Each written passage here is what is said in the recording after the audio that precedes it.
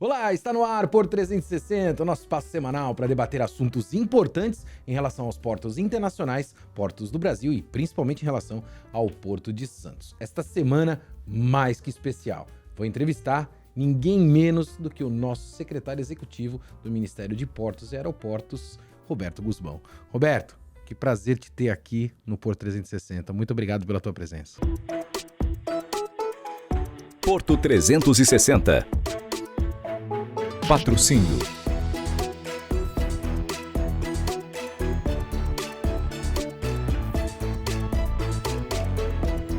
Coisa boa, Maxwell. A gente agradece a você, a todo mundo de Santos e à TV Tribuna.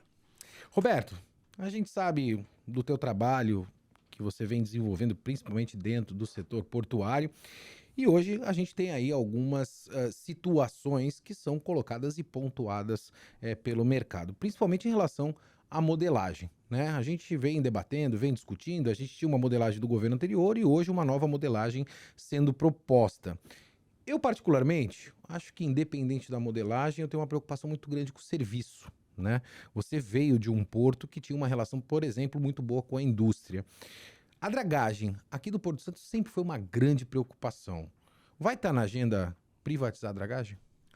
Não, a gente entende, o ministro Márcio França, eu queria primeiro, Maxwell, dizer a você que o presidente Lula acertou, e acertou muito bem quando trouxe para o ministério, um ministério novo, não é tão novo porque antigamente tinha, mas duas pessoas importantes, né? Primeiro, o ministro Márcio França é da área, da região, é nascido e criado no Porto de Santos, então tem um conhecimento muito profundo da necessidade que o porto tem e a importância que esse porto tem, não só no Brasil, mas em toda a América Latina. E segundo, que o ministro escolheu também uma pessoa daqui de Santos para ser o secretário nacional de portos. Fabrício Então, Pedobênico. que é o nosso querido amigo Fabrício.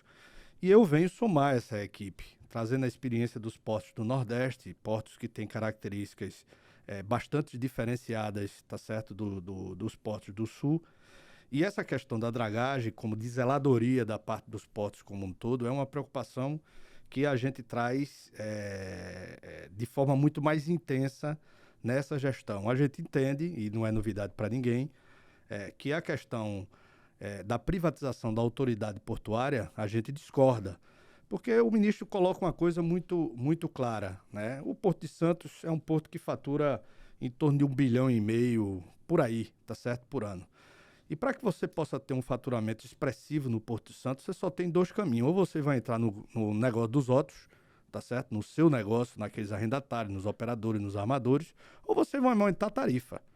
E a gente não quer aumentar a tarifa, a gente, pelo contrário, quer ter mais eficiência para que a gente possa ter um porto ainda mais eficiente no Porto de Santos e em todos os portos brasileiros. Isso é um ponto.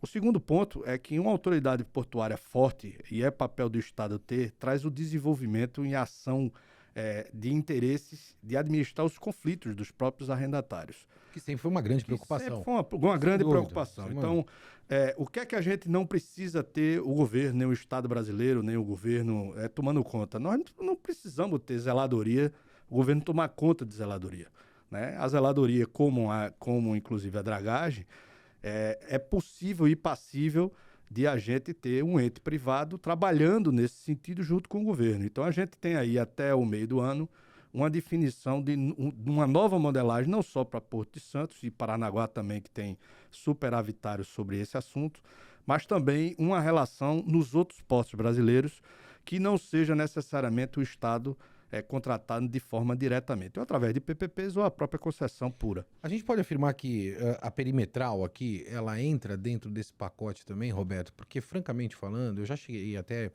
a escrever um artigo sobre isso, né? Eu sou do Porto, eu conheço o Porto de Santos, né? Não só a margem direita, mas a margem esquerda. Por incrível que pareça, secretário, certa oportunidade eu estava na margem esquerda, eu me perdi na margem esquerda, né? E eu conheço o Porto de Santos, tamanha confusão que estava a margem esquerda, principalmente em relação a algumas obras inacabadas lá e também em relação ao tráfego e às condições, principalmente da perimetral. Vai entrar nesse pacote? Vai sim, claro. A gente não tem, o governo Lula e o ministro Márcio não tem nenhum receio da iniciativa privada e do recurso privado. O recurso privado é muito importante. Agora, não pode a gente ter no Porto de Santos, e a gente tinha um objetivo para isso, investir quase apenas 24 milhões de reais por ano, quando um porto de Suape em Pernambuco, que são 25 milhões de toneladas, fatura 100, né? Investe 100, que digo. Então a gente tem em caixa recurso suficiente para aumentar os investimentos e ajudar o setor privado a incentivar esse desenvolvimento e o emprego. E é isso que a gente quer colocar. Eu sou empresário também, então eu acho extremamente importante quando o governo entra para complementar a ação. Aquilo que não tem, vamos dizer assim, a pegada ou a viabilidade necessária, o governo faz o aporte para que a iniciativa privada ele venha, né, para assumir aquele protagonismo de eficiência que ele normalmente tem em relação do governo. Então, sobre esse aspecto, tudo que for de zeladoria e daquilo que a gente convencer os órgãos de controle, como o Tribunal de Contas, de que é preciso sair da caixa, vamos dizer assim, da zeladoria, a gente vai fazer. E eu acho que essa proposta até o final desse semestre a gente vai ter. Roberto, você tem uma experiência incrível, né? Principalmente dentro de um porto que tem uma relação com a indústria fantástica. Eu tive a oportunidade já de visitar o porto no qual você capitaneou por muito tempo e a gente percebe essa relação do porto com a indústria. A gente sabe que a ZPE, por exemplo, está embaixo do guarda-chuva do Ministério da Economia, né? Isso vem para debaixo do Ministério dos Portos, né? Essa é a minha primeira pergunta. E a segunda, a gente vai deixar de ser um porto exportador somente de commodities? Porque o Porto de Santos vem batendo recordes atrás de recordes, principalmente fruto dos commodities, mas a gente não tem carga de valor agregado. E para o cidadão lá na ponta, né, ele sabe que a gente bate o recorde, mandando, vamos dar o exemplo, o trigo lá para fora, né, com o dólar batendo a 5,50, e a gente importa, né, o óleo, né, de trigo ou o óleo de soja, o que quer que seja, também com o dólar a 5,50, ou seja, bastante caro. Não é o momento da gente incentivar a indústria nacional e parcela desse produto que é exportado, talvez ser um produto acabado aqui dentro do nosso país mesmo, para que a gente possa ter valor agregado na exportação de carga? Isso é um objetivo do país como um todo. A participação na indústria no país durante esses quase 40 anos, ela saiu de percentuais extremamente relevantes para percentuais mínimos. Hoje o país é um país de serviço. Significante, né? Significante. É um país de serviço. A gente tem uma experiência sobre o Porto Indústria, né, que é a parte de Suape, e outros portos seguem esta modelagem, que é uma modelagem extremamente interessante, mas que não cabe em cada porto nacional. A federação, o Brasil, ela tem diversas modelagens. A questão das EPA, as zonas de processamento de exportação, a lei específica foi aprimorada no ano de 21 ou 22. Hoje a gente tem não só a parte de exportação para fora do país, como na parte interna, pode ser feito naturalmente pagando os impostos.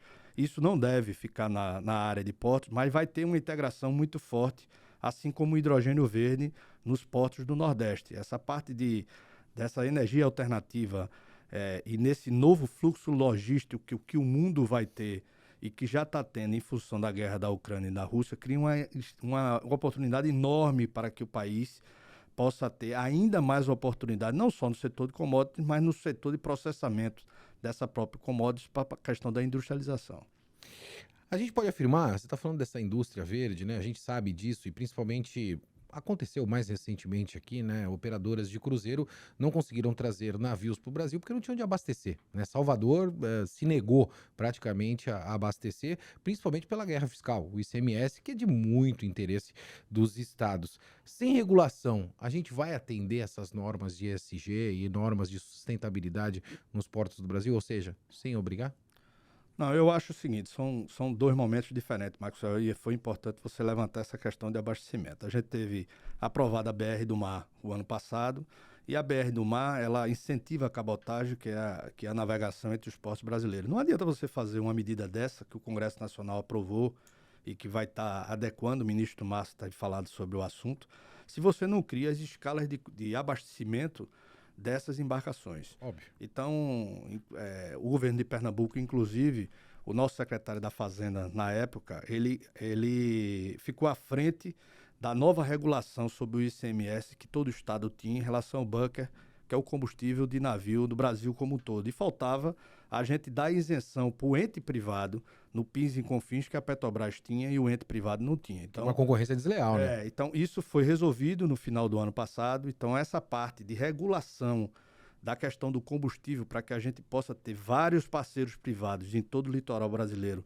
fazendo um abastecimento, um novo mercado de abastecimento de navio, que não seja apenas a Petrobras, isso está devidamente abastecido. Então, eu penso que as oportunidades e nós, por determinação do ministro Márcio França, nós vamos ter uma pegada muito forte nesse sentido do ISG na Companhia Docas, que é nossa obrigação, e outros portos seguindo como exemplo. Suape é um exemplo de que a gente pode ter, sim, governança, a parte de inclusão social estabelecida e um excelente ambiente de negócio, que é o que normalmente essa agenda do ESG propõe para o futuro. Sem dúvida. Secretário, a gente sabe muito bem que a retroárea aqui, principalmente no Porto de Santos, foi algo que o brasileiro inventou, né? Isso não existe em outros portos do mundo. A gente é bastante criativo quando a gente tem uma dificuldade, né? É verdade. E é um modelo de negócio fruto da falta de disponibilidade em zona primária, né? Então não tinha disponibilidade, tinha que mandar o container para algum lugar, colocava isso em zona secundária. A gente veio agora com a implementação da do INPE, né? A gente sabe aí que aproximadamente 83% hoje das cargas estão dando canal verde, né? E com a declaração única de importação, eu acho que isso tende cada vez mais a ser maior, o que necessariamente afeta a retroárea. Como é que a gente resolve isso? Porque tem muita gente empregada ali, são muitos negócios que efetivamente são desenvolvidos também na retroárea. A indústria é um caminho? A indústria é um dos caminhos. Eu acho que é importante o que você está colocando. E acho importante que a gente faça uma gestão muito forte junto à Receita Federal sobre esse assunto. Esse assunto é um assunto que a gente tem como prioridade, porque enquanto a gente não resolver os gargalos que se estabelecem nas zonas primárias, e a retroárea foi muito bem feita por conta do que é o que você está colocando de complemento na dificuldade das áreas primárias, a gente vai ter com certeza um crescimento muito mais acelerado das operações e também incentivo para que essa industrialização da indústria porto seja o caminho que é o caminho mais viável, assim como qualquer ligação ferroviária. Não existe porto sem ligação ferroviária e existe ainda vários portos do Brasil que ainda não existem, que são caminhos para que a gente tenha essa eficiência na logística ainda maior. Tocando no ponto do modal ferroviário, né? A gente fala muito de integração de todos os modais. Como é que fica o projeto da FIPS, né? A gente sabe que a gente tem essa demanda e essa necessidade da pera ferroviária aqui na margem direita. Como é que fica esse processo? Ele vai andar? Ele vai ter continuidade? Como é que hoje o Ministério está olhando para isso? Vai andar e eu lhe digo mais, eu acho que foi muito importante a escolha de Fabrício, né, como secretário nacional de Portos. É uma pessoa que vivenciou o Porto de Santos, já foi diretor do Porto de Santos e tem toda uma experiência do começo de como foi feito isso.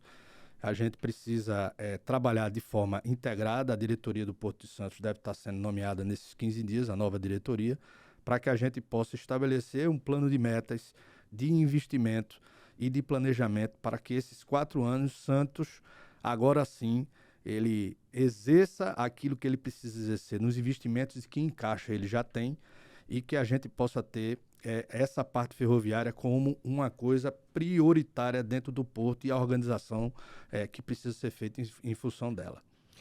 Roberto, eu tive em Roterdã em aproximadamente, acho que 14 ou 15 anos atrás, secretário, pela primeira vez que eu fui a Roterdã. E eu estava conversando com o presidente do Porto de Roterdã naquela oportunidade, né? E eles estavam fazendo o Maasvlak 2, né? Não sei se o senhor conhece, mas eles estavam fazendo o Maasvlak 2. E eu, curioso que sou, perguntei para ele, por que vocês estão fazendo, né, o Maasvlak 2? Qual é o terminal que vocês vão colocar aqui? Quem é que está interessado nessa área? Eu falei, não sei quem está interessado. A nossa obrigação como autoridade portuária é ter disponibilidade de área. Quanto mais área tiver, mais gente interessada tem, pode ser container, pode ser gás, pode ser óleo, o nosso porto cresce. E aí a gente tem um STS-10 aqui, uma área nobre no Porto de Santos, que a gente não consegue destravar essa agenda. Como é que fica o STS-10? O STS-10, como você disse, faz parte dentro das áreas de priorização dentro do Porto de Santos. Eu acho que o STS-10 e o ministro Márcio tem algumas ideias que eu prefiro que você pergunte a ele. Vou perguntar. Né? E de renovações, de concessões e de arrendamento que precisam ser renovados, em que pode ter também a disponibilização de que a gente possa juntar outros terrenos para que a gente possa ter, inclusive, um arrendamento com um valor, inclusive, bem maior do que a gente espera do STS-10. Porque, Maxwell, você sabe, o ministro não está escondendo de ninguém, que uma das coisas principais da privatização do Porto de Santos é a questão do túnel ligando Santos a Guarujá. Isso é uma coisa importante, mas não é uma ação para o Porto, isso é uma ação de mobilidade urbana. Exato. E o presidente Lula se sensibilizou com essa colocação do ministro Márcio, e a gente tem plena convicção, e já fez, inclusive, um gesto importante na distribuição de lucro do próprio Porto esse ano, de reter grande parte dessa lucratividade que o Porto de Santos teve esse ano, para que a gente possa fazer caixa para, se for o caso, iniciar de forma imediata as obras a partir da atualização do projeto que já existe no estado de São Paulo. Então, são coisas fundamentais que precisam ser feitas, áreas que precisam ser bem estudadas, se não podem ser juntadas para um arrendamento ainda maior, para que a gente possa ter caixa para fazer esse investimento tão importante para essa área daqui. Secretário, eu quero tocar num ponto, eu vou usar como exemplo, por exemplo, Itajaí. A gente sabe a situação de Itajaí, né? O porto está lá no município, aí mudou, foi para a federação, tem uma série de entraves naquela região, naquele porto, né? E hoje uma indefinição gigantesca de como é que aquele porto vai operar, porque antes ele ia ser concebido, agora não vai ser concebido, e também tem a preocupação dos serviços, como a gente pontuou também. E aí eu faço um paralelismo com o que a gente tem aqui para o terminal de cruzeiros, né? A gente tem uma área que é da prefeitura, que ela precisa devolver para a federação, a prefeitura não devolve, a gente continua com aquele terminal de cruzeiros naquela localidade, um terminal fantástico, da porteira para dentro, mas quando a gente tem que atender o turista, é uma situação deplorável. Isso vai ser prioridade também da agenda da pasta? Também, o ministro está fazendo alguns estudos, inclusive nas áreas que possam ser feitos essa intervenção. Essa é uma priorização importante para o Porto. Para o cidadão, o santista, ou o cidadão propriamente dito, aquele que vive a cidade de Porto, a questão do terminal de passageiros é aquilo que pega, né? Se você tem uma carga que deixa de vir um dia ou 2 dias, o cidadão não sente muito isso na pele. Mas quando isso deixa de funcionar, o terminal de passageiros, seja daqui ou seja o passageiro do Porto do Rio de Janeiro ou outro canto, e essa área não é bem tratada, ou o turista não tem essa recepção que precisa ser tida, isso cria uma dificuldade muito grande, né, na relação Porto-Cidade. Então, o ministro, e isso eu digo mais uma vez, é uma coisa acertada, porque muitos dos ministros que entram na federação, em algumas áreas, são ministros que desconhecem a situação daquilo que precisam deles cuidarem. E no caso de Márcio, ele tem isso como priorização, porque ele acha, e isso está dentro do plano estabelecido por ele, que em 6 localidades brasileiras, onde tem essa relação Porto-Cidade, a gente precisa criar ainda mais essa infraestrutura para que possa receber esse terminal de passageiros, seja dotado de infraestrutura ainda melhor, como é a localização daqui do Porto de Santos, para que a gente possa ter o incentivo a esse tipo de atividade. Então, isso que você está dizendo é muito importante e vai priorizar também no Porto Santo. O Pedro Domênico, em certa oportunidade num evento, fez um comentário, eu adorei, Roberto, eu quero compartilhar com você o comentário do Pedro Domênico. Ele disse o seguinte: terminal de cruzeiro bom é aquele que a gente não lembra, né? Quando o terminal é bom, a gente não lembra dele, porque a gente chegou, foi bem atendido, a gente passou pelo terminal, embarcou super bem, então a gente não lembra do terminal.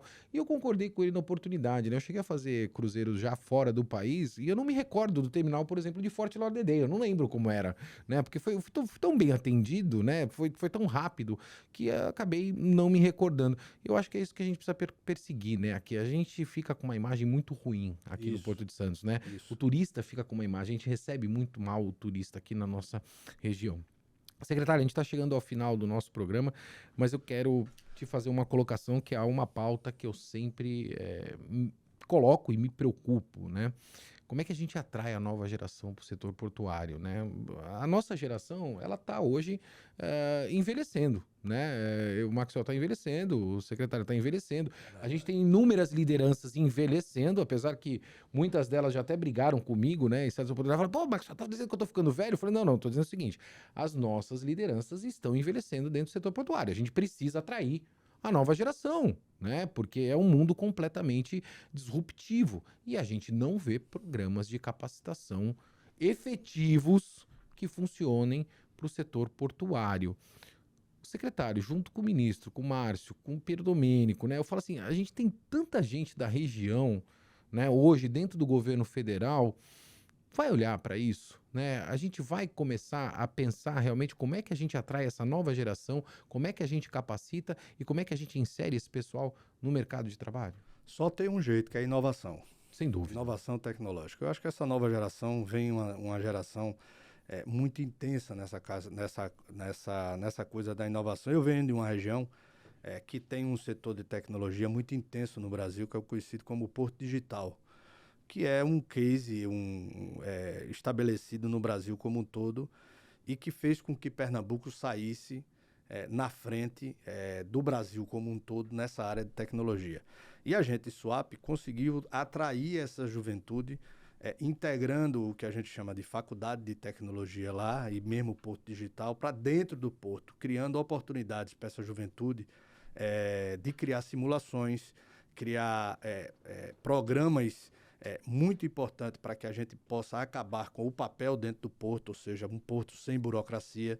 E a gente está conseguindo atrair cada vez mais o jovem para que ele tire a ideia de que o porto é a atividade mais atrasada do ponto de vista logístico do país. A gente tem o setor de aeroportos, que é uma coisa extremamente importante. O ministro, inclusive, lançou um programa, Maxwell, que você teve a oportunidade de fazer, vai lançar um programa de aviação regional até o mês de julho, um programa extremamente importante, interligando o Brasil como um todo, em comum da Infraero. Então, a forma de a gente atrair a juventude é puxar ela para a inovação tecnológica nos portos e em todas as atividades logísticas.